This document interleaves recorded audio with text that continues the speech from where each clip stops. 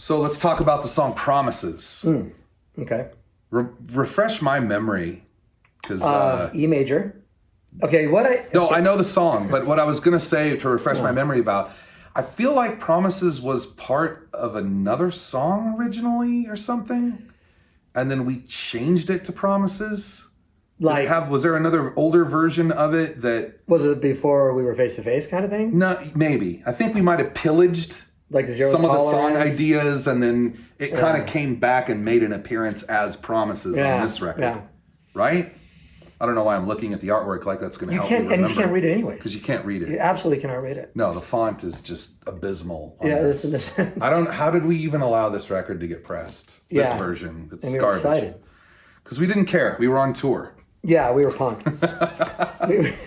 So Promises, it's got that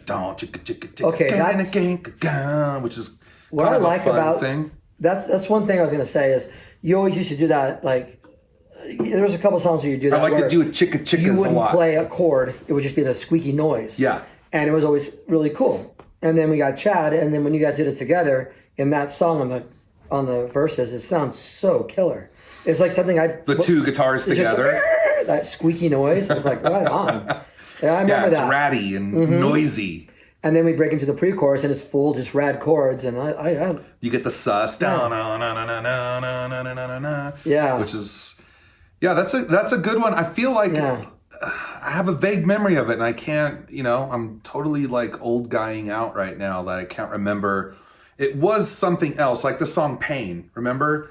Oh my God! It was maybe I'm confusing it with the song Pain. What was there was a song. I don't wanna feel this pain, but I think we took parts of that and made it into Promises. That wasn't right. What was that? Wait a minute.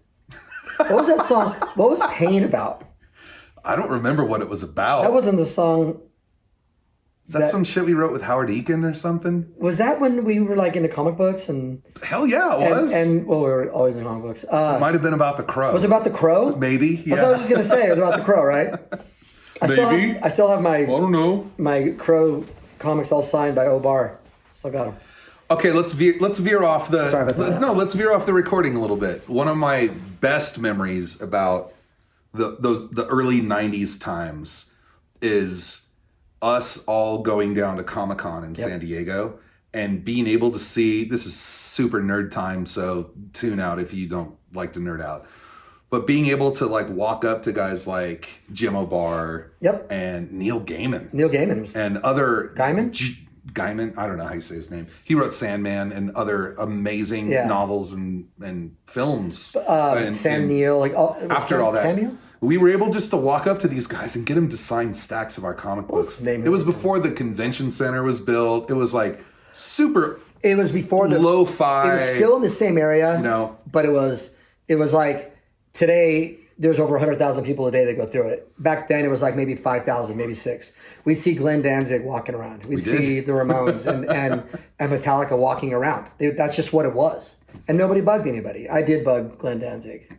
Yeah. And he was super cool. But comics were somewhat influential, even that some of the content was creeping into the lyrics in the very early days of the band. I mean, we would go down. After that, we kind of... Comics Plus. Figured it out. Yeah. Comics Was it once a week? Once a week, man. We go down to our pull box. Yep. Like Ken. We had all these titles, and we'd just pull certain titles. Yeah, he'd pull the stuff that we wanted, and he'd be like, okay, it's $25, and we'd put our money down and get our comics and go home. Yeah, it was fun. Yep. That was good times. Yeah. That was early face-to-face, us writing these records, rehearsing all the time, working fucking construction jobs to make money so we could go and get the comic books on the weekends. Yeah. Doing garage doors and... I used to work for you and your dad. And God knows what else. God, the garage door days, those are so funny. I've thought about those the other day. It's too long of a story to get into, but like that time when me and you worked together and like his boss and my boss were father and son. And Two different companies. Two different garage they didn't like us working together. They didn't like each other. It was just the funniest thing in the world. They found out we were working together. They got pissed. And it was a whole scene. God, it was really funny. It was some Victorville drama. Back in the hood, when in the 90s. But we'd work to go buy our comics and But it was good times. We were super into that, and the band was like a massive focus. It's just once it started, and video games still are permeate. I just got Borderlands 3. But Promises reminded me of all of that other stuff. That's weird. That time, because I think the original idea for that song came from the era we're talking about, before Face to Face was fully formed. Yeah. And then after we made Don't Turn Away and we started touring and it came time to write songs for this, we went back and mined some of those older ideas. Mm-hmm. And I think that's where Promises ultimately came from. Yeah. From a kernel of like older stuff from kind of those pre-Face to Face. Yeah. Yeah. We had that era where we were like the Jesus and Mary chain. Oh yeah, and that kind of stuff. I mean, you were on acoustic and well, shit. When we originally quit playing metal, and we were in a metal band, we decided to not do a metal band and to do something different. It wasn't punk rock. Mm-mm. It was alternative at first. No, I had a synthesizer. I was playing strings on it. Yep. Or playing acoustic guitar, going between the two. And we were doing this like mid-tempo psychedelic furs, Cure, kind of more Plimsolls, more oriented kind of stuff like that. There's recordings of that out there still. Yeah. Oh, for sure. I think I still have some. There's people that have them. And then we kind of morphed into something a little bit more aggressive and visceral, like punk rock, which had all of the melodic, sensibilities of that stuff we were searching for, but gave us some of that punch and lyrics got better. Music got liked better. About metal. Yeah, it was a total roller coaster for a while there. I do remember all that stuff. It was in your dad's office. Behind the office, we rehearsed in the back, little add-on thing in the back there. Yeah, I don't know how much time we got, but I just remember that one time we were practicing at night. I think it was just me, you, and Rob. I don't even know. And you were by a window. It was a window that went into Do you remember this at all? You were by the window and I looked over at you and I looked at the window behind you and went, it was at night. And I went, and you did I freak out? And there was no one behind me, right? He was over there. Oh, thanks. You scrambled across that room so fast. God, that was so funny to me. I don't know why that's so funny. It's one of those things that stands out in my head. Nice. Yeah. But that was, Promises is a song, it is a nostalgic song. Yeah, it kind of, like I said, there were other versions of it. I don't know if we recorded them or sections of it were from other songs. But the one that's on Big Choice is, the finished version. Yeah. And I think another thing that hits me on that is years after, I was out of the band, I had moved to Oklahoma for a while, came back. I was only back for maybe a week or two, and you had asked if I'd come down and do a song or two, and one of them was Promises. So it's that weird thing where it's just very nostalgic to me for a lot of reasons. Yeah, because it's a cool song. Yeah, great song. It's not, now that one, unlike some of the others we talked about earlier, those like A-OK, You Lied, those are always in the set. Yeah. Promises, not so much.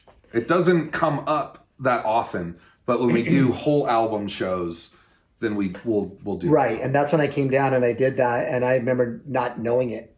Like I was like, I don't remember how this goes, and just winging it. And that's pretty easy. I slipped, and a few chords. Scott was playing, before me. He got up there. He sweats like, how bad he sweats. That's awful. I slipped in his sweat and fell. I didn't land in it. I remember seeing that. Gross. Oh, dude, I ran by you like I'm punk, and I'm also in my 50s, and I slipped and went down and hit my hand on one of his pedals, and the bass got super loud, and he ran over there and turned it down. I forget, but I slipped in his sweat. I'm like, that's ridiculous. That's a dumb thing to do. Well, maybe if you were wearing Crocs, you'd have better grip. I heard Crocs are super good for a lot of reasons. Especially for performing punk rock shows because they're comfortable to wear, but they also grip the stage and prevent you from slipping. We should bring Crocs back. I think that's a cool idea. I think, but black. Don't get the color black Crocs. Yeah, don't do color ones. You got to be cool. Yellow or green or anything like that.